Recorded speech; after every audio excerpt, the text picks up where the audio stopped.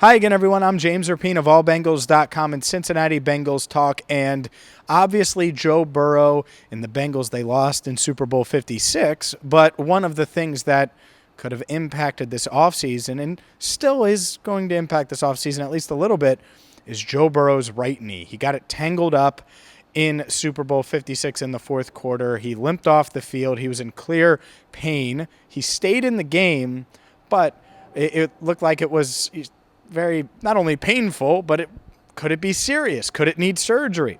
Well, the answer after initial tests is no. Joe Burrow does not need surgery, according to Ian Rapoport of NFL Network, and that's what it looked like to me. It looked like it was a knee sprain, an MCL sprain, and so Joe Burrow, okay, the right knee, certainly not 100%. He's going to have to rehab this offseason, but it's not expected to impact his year a ton or his offseason a ton ahead of next season, which is big because well, he didn't have that luxury in his first offseason after his rookie year. Obviously, he had to recover and get healthy with that ACL, MCL, everything that he tore in that left knee.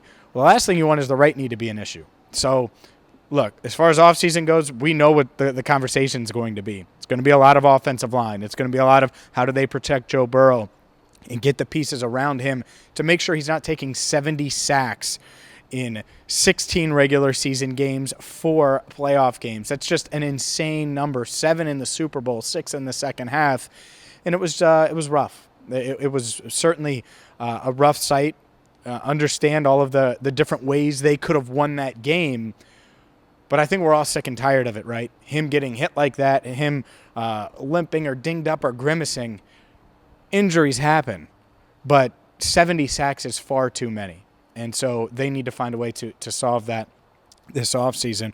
It's also worth noting the Bengals did sign 9 practice squad players to their offseason roster, including some fan favorites like Thaddeus Moss, Puka Williams, quarterback Jake Browning will be back, tight end Scotty Washington will be back.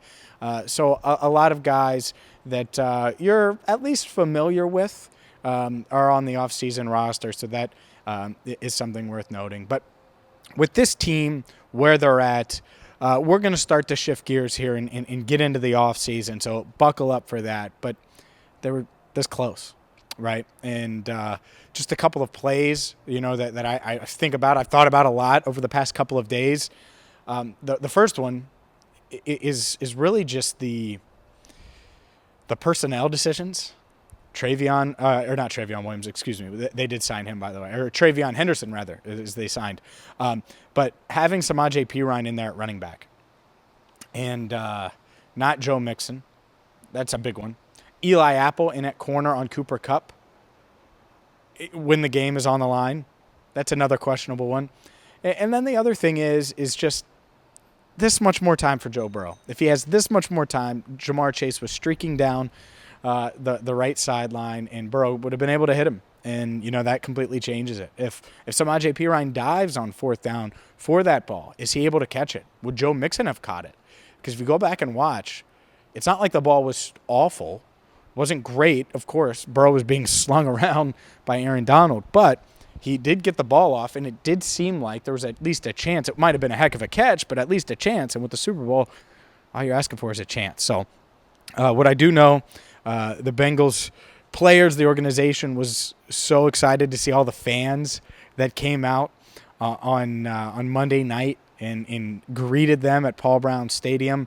I know most of the players, CJ Uzama came out. I know Zach Taylor took selfies with fans. I know most of the players have since left Cincinnati, so I don't know how much we'll hear from players between now and when the offseason program starts and everything like that. So we will work on that here on Cincinnati Bengals Talk, and that's the fun part, is not only we're going to get players at some point, we'll get exclusive interviews coming your way, but we'll start to dive into this offseason, how this team can get better, what they can do to get better, the assets they have, and the free agents they have, because the team's going to be at least somewhat different in 2022.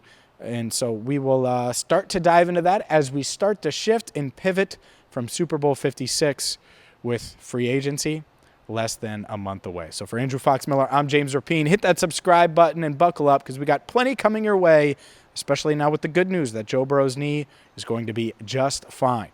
Until next time, I'm James Rapien, signing off for now right here on Cincinnati Bengals Talk.